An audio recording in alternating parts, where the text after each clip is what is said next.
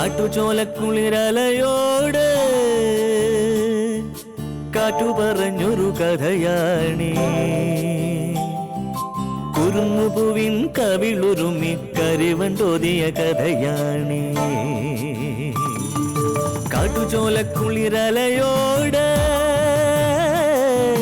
കാറ്റു പറഞ്ഞൊരു കഥയാണീ. കുരുന്നുപൂവിൻ കവിളുരുമി കരിവണ്ടോതിയ കഥയാണീ.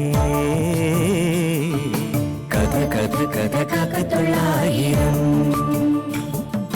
കഥ കഥ കഥ കാക്കത്തൊള്ളായിരം.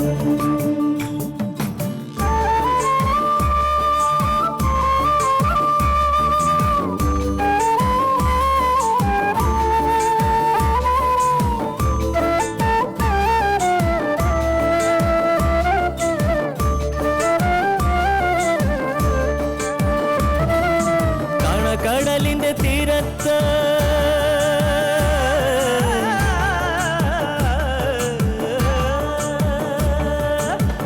കടലിന്റെ തീരത്തണയണ തിരകൾ പറയണ കഥയാണ്. കായലോളത്തിലെ കളിയോടം കണ്ട കന്നിനിലാവിന്റെ കഥയാണ്. പടവരമ്പത്തെ പുൽനാമ്പിനോട് പുലരി പറഞ്ഞൊരു കഥയാണ്.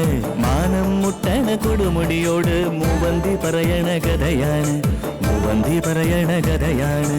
കഥ കഥ കഥ കാക്കത്തൊള്ളായിരം. നോക്ക്,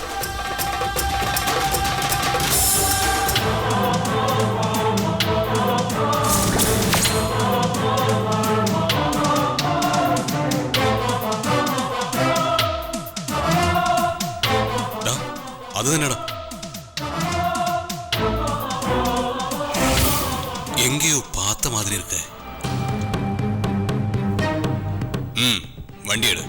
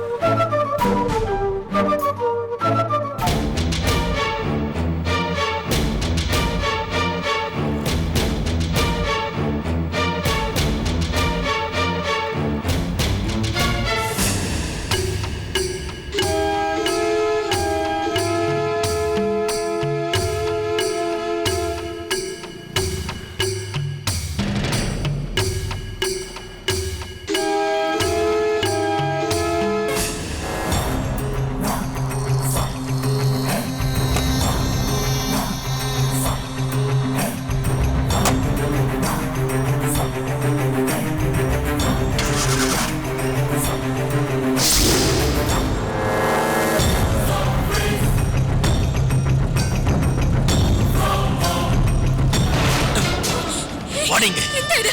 എന്നെ വിട്. വിട്.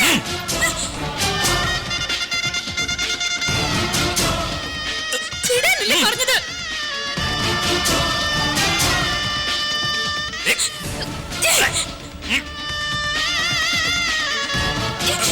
വിടാൻ. ഇങ്ങോടി. ഇങ്ങ വാ. അയ്യോ. വിടാൻ. എവിടെയുള്ളേ? എന്നെ വിടാൻ. എവിടെയുള്ളേ? ആരാ നിങ്ങളൊക്കെ? ഇങ്ങോട്ട് മാറാ.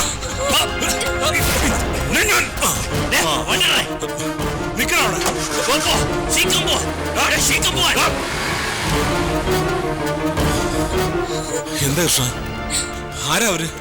അറിയില്ല. ഞാൻ കടയിൽ നിന്ന് ഇറങ്ങി വന്നപ്പോ പെട്ടെന്ന്. നിനക്കെന്തെങ്കിലും പറ്റിയോ? ഇല്ല. ഉറപ്പാണല്ലോ. ഹോസ്പിറ്റലിൽ പോണോ? വേണ്ട, എനിക്കൊന്നുമില്ല. പോവാൻ ചെയ്തോട്ടെ.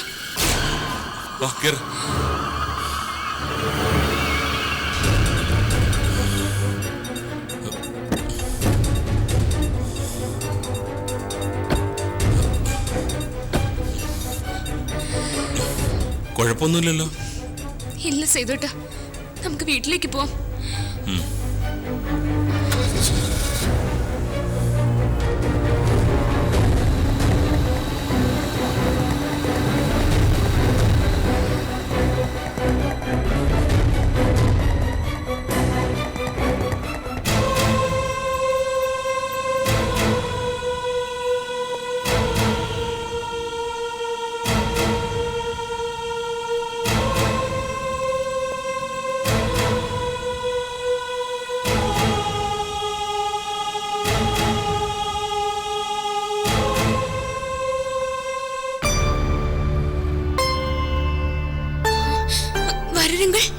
മോളെ ഗംഗേ,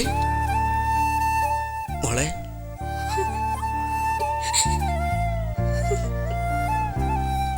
മോൾ എവിടെയായിരുന്നു? ഞാൻ സോളമന്റെ താമസ സ്ഥലത്ത് അന്വേഷിച്ചു വന്നിരുന്നു. സോളമൻ നാട്ടിലേക്ക് പോയി. ഭാനുരംഗൾ, എന്റെ അമ്മയെ കുറിച്ച് പറ. ശാരദയെടുത്തി എന്താ മോളെ? ശാരദയെടുത്തി ഇപ്പോ ബാഹുലിന്റെ വീട്ടിലാണ്.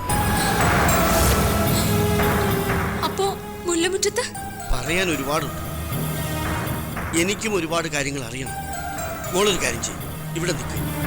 എനിക്കിത് ആ ഓഫീസിലൊന്ന് കയറണം. ഒരാളെ കണ്ട് അത്യാവശ്യമായ ഒരു കവർ ഏൽപ്പിക്കണം. എന്നിട്ട് ഉടനെ ഇങ്ങ് വരാം. പരമാവധി 5 മിനിറ്റ്. എന്നിട്ട് ഉടനെ ഇങ്ങ് വരാം. മോളോട് നിൽക്കും.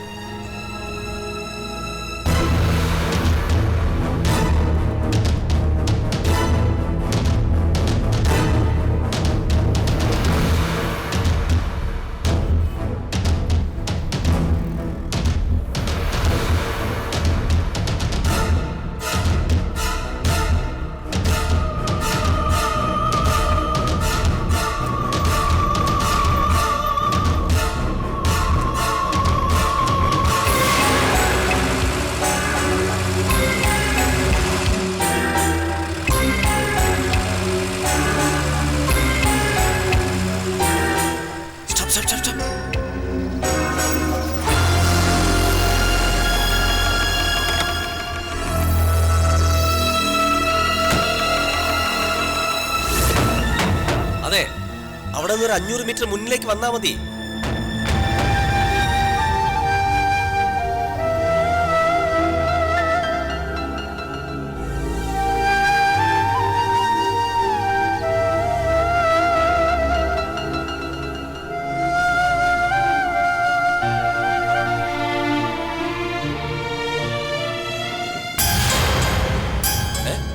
അതെ, അവിടെ തന്നെ. അവിടെ നിന്ന് ഒരു 500 മീറ്റർ മുന്നിലേക്ക് വന്നാ മതി. പാലം വരെ പോവണ്ട, അതിന് മുമ്പായിട്ടാ. 1 സെക്കൻഡ്.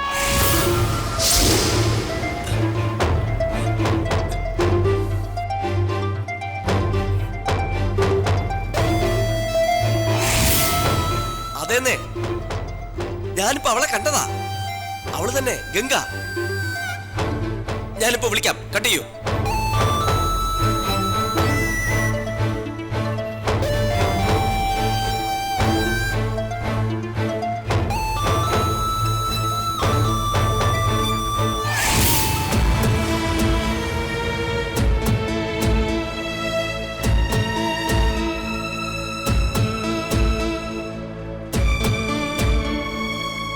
കുട്ടിയെ കാണുന്നുമില്ലല്ലോ. എന്നാൽ ഇതെന്തൊരു കഷ്ടമാണ്.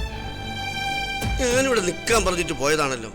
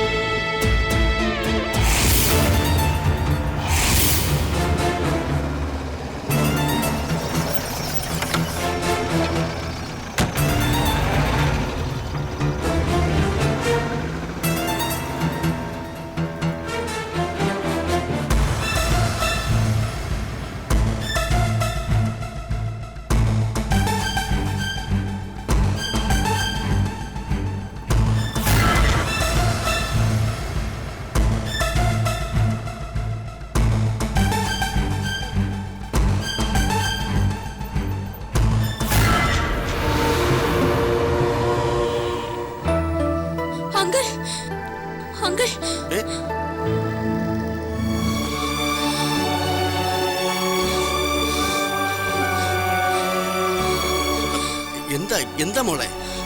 അതിനിടയ്ക്ക് മോളത് എവിടെ പോയി? ഞാനിനി നോക്കാൻ ഒരിടമില്ല. ഞാൻ ഇവിടെ അപ്പുറത്ത് മാറി നിൽക്കുമായിരുന്നു. ഞാൻ വിഷമിച്ചു പോയി. ഞാൻ അവിടെ നിൽക്കുമായിരുന്നു. എന്താ മോളെ? എന്തു പറ്റി? എന്താ ഗംഗേ?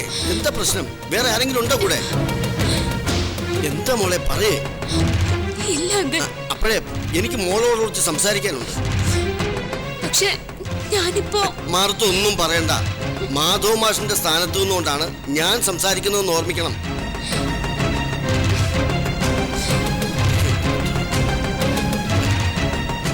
എന്താ?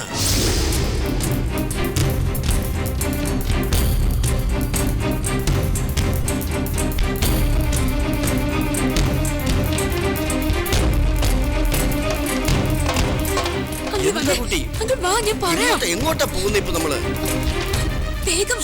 കുട്ടിക്ക് എന്താ പറ്റിയേ? മോളെ എങ്ങോട്ടാ?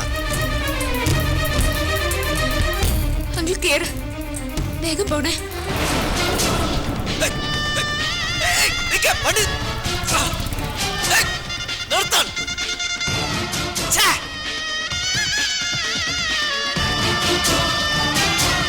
വണ്ടിയാണ്. പെട്ടെന്ന് പെട്ടെന്ന് തിരികെ തിരികെ തിരികെ. ഈശ്വര, എന്റെ ശരീരത്തിന്റെ വിറയൽ ഇതുവരെ മാറിയിട്ടില്ല. ഒന്നും പറ്റിയില്ലല്ലോ മോളെ? ഇല്ലമ്മേ. സത്യത്തിൽ ഞാൻ ഫ്രീ ആയതല്ലായിരുന്നു അമ്മേ. എന്തോ പെട്ടെന്നങ്ങ് തോന്നി കൃഷ്ണയെ ഒന്ന് നോക്കാന്ന്. ടെക്സ്റ്റൈൽസിൽ നിന്ന് ഇറങ്ങി വീട്ടിൽ കൊണ്ടുവിടാന്ന് കരുതിയാ വന്നേ. അപ്പോഴല്ലേ? അതെന്തായാലും ദൈവാധീനമായി മോനെ. നീ ആ സമയത്ത് ചെന്നില്ലായിരുന്നെങ്കിൽ ഓർക്കും കൂടി വയ്യ. എന്നാലും ഇങ്ങനൊരു ആക്രമണം ഇവളുടെ നേരെ ഉണ്ടാവാൻ കാരണം എന്തായിരിക്കും? മോൾ അവന്മാരെ ആരെങ്കിലും ഇതിനു മുമ്പ് കണ്ടിട്ടുണ്ടോ? ഇല്ല. ആ ഷോക്കിനിടയിൽ അവന്മാരുടെ വണ്ടിയുടെ നമ്പർ നോട്ട് ചെയ്യാനും പറ്റിയില്ല. അല്ലെങ്കിൽ കൈയോടെ പോലീസ് ഏൽപ്പിക്കായിരുന്നു. നിന്നെ ഫോണിൽ ഇതിനു മുമ്പ് ആരെങ്കിലും വിളിക്കുകയോ മുഷിഞ്ഞ് സംസാരിക്കുകയോ എല്ലാം ചെയ്തിട്ടുണ്ടോ മോളെ? ഇല്ല ഏട്ടാ. ഇതെനിക്ക് തോന്നുന്നത് അവർക്ക് ആള് മാറിയതായിരിക്കുമെന്നോ.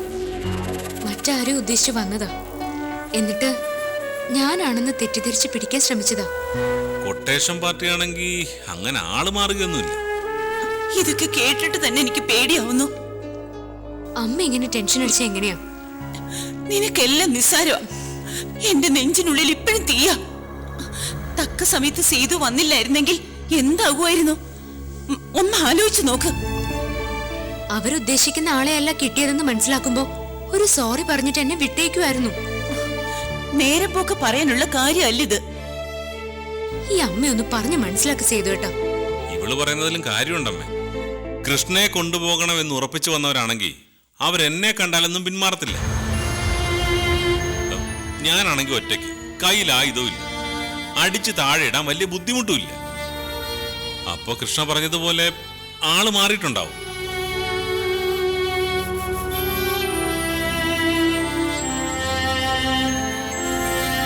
അത് ബോധ്യപ്പെട്ടപ്പോ അറ്റംപ്റ്റ് ഉപേക്ഷിച്ച് അവന്മാര് കടന്നു കളഞ്ഞതാ. എന്തായാലും സൂക്ഷിക്കണം.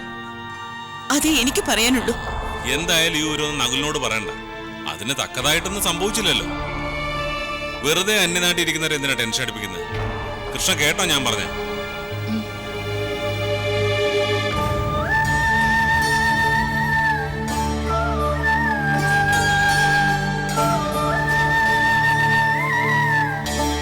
കാഴ്ചയിൽ കൃഷ്ണയുടെ സാമ്യമുള്ള മറ്റാരെയോ ഫോളോ ചെയ്ത് വന്നതായിരിക്കും അവര്.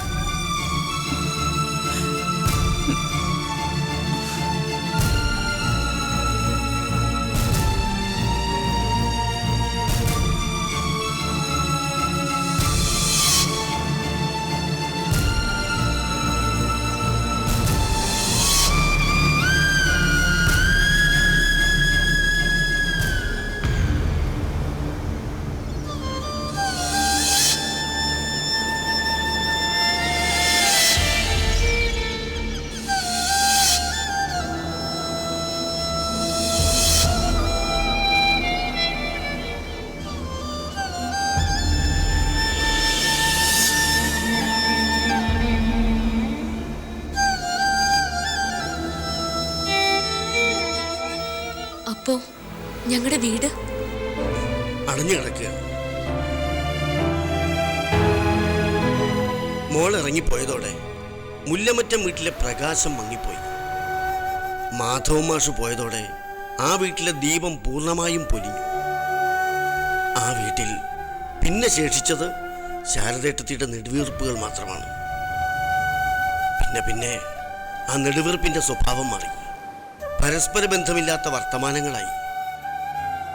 മനസ്സിന്റെ സമനില തെറ്റിയെന്നോ ബുദ്ധിസ്ഥിരതയില്ലാതായെന്നോ ഭംഗിവാക്ക് പറയാം.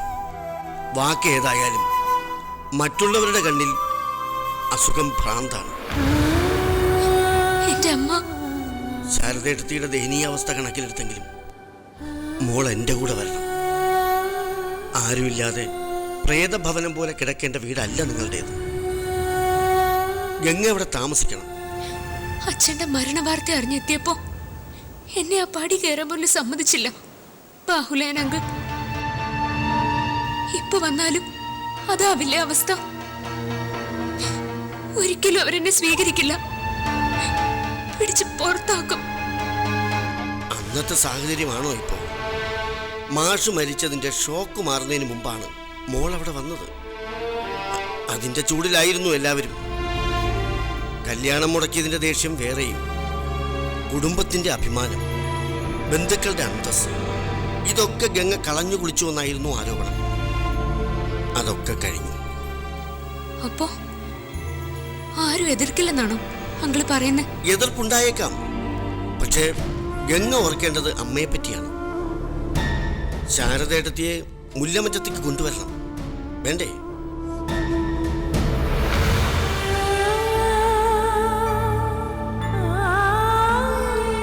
ഒരാളെ സ്നേഹിക്കുന്നത് പാപമൊന്നുമല്ല. എന്നാൽ അതിൻ്റെ പേരിൽ ഒരു കുടുംബം മുഴുവൻ നിത്യ ദുരിതത്തിലാകുന്നത് പുണ്യവുമല്ല.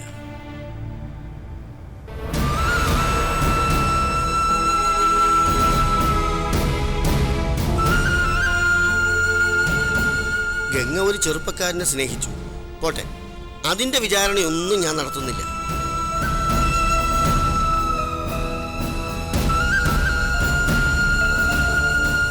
ആ സ്നേഹം മൂലം മോൾക്കെന്ത് നേട്ടമുണ്ടായെന്നും ചോദിക്കുന്നില്ല. അതിനുള്ള മറുപടി മൗനമായിരിക്കുമല്ലോ.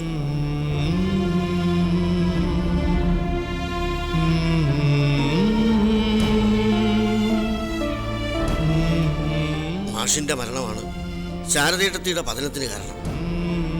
ആ ഉത്തരവാദിത്വത്തിൽ നിന്ന് ഗംഗയ്ക്കൊഴിഞ്ഞു മാറാനാവില്ല.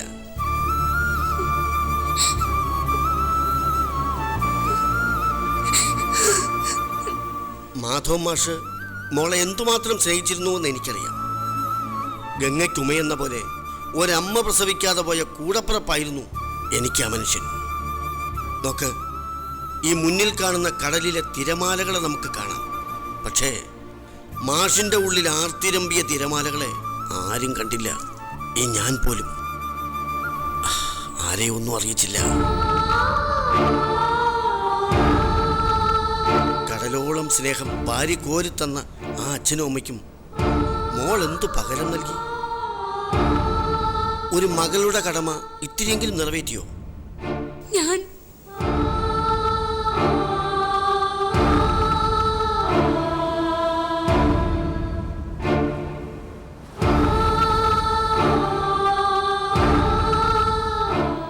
അവസരമാണിത്. ഒരു വലിയ കെണിയിൽ നിന്ന് രക്ഷപ്പെട്ട് കുട്ടിയെ ദൈവം എൻ്റെ മുമ്പിൽ എത്തിച്ചത് വെറുതെയല്ല, അമ്മയെ രക്ഷിക്കാനുള്ള ദൗത്യവുമായിട്ടാണ്. അതോ ശാരദേട്ടത്തി എന്നും മാനസിക രോഗിയായിട്ട് ബാഹുലേയന്റെ നിയന്ത്രണത്തിൽ കഷ്ടപ്പെടണമെന്ന് മോൾ ആഗ്രഹിക്കുന്നുണ്ടോ? അങ്കിൾ, പുത്ത് എന്നു പേരുള്ള നരകത്തിൽ നിന്ന് പിതാവിനെ ത്രണനം ചെയ്യുന്നവൻ, അതായത് രക്ഷിക്കുന്നവനാണ് പുത്രൻ. മാധവ മാഷിന് പുത്രന്മാരില്ല, പകരം പുത്രിമാരാണ്. ഭൂമിയിലെ നരകയാതനകളിൽ നിന്ന് പിതാവിനെ രക്ഷിക്കാൻ ആ പെൺമക്കൾക്ക് കഴിഞ്ഞില്ല. പകരം അകാലത്തിലുള്ള മരണത്തിലേക്ക് പറഞ്ഞുവിടുകയാണ് ചെയ്തത്. അമ്മയെയും അത്തരത്തിൽ യാത്ര അയക്കണമെന്നുണ്ടെങ്കിൽ മോള് വരണമെന്നില്ല. ഞാൻ വരാം. എനിക്ക് അമ്മയെ കാണണം. ബാഹുലേയന്റെ അതിക്രമത്തിനെതിരായി മോളുടെ കൂടെ നിൽക്കാൻ ഞങ്ങളൊക്കെ ഉണ്ട്.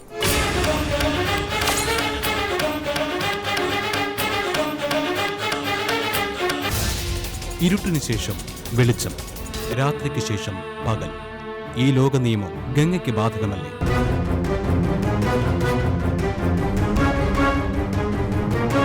ഉറപ്പിക്കാൻ വരട്ടെ, എവിടെയോ പ്രത്യാശയുടെ നറുതിരിവട്ടമുണ്ട്, പ്രതീക്ഷയുടെ ആദ്യ കിരണങ്ങളുണ്ട്. കാത്തിരിക്കാം നമുക്ക്.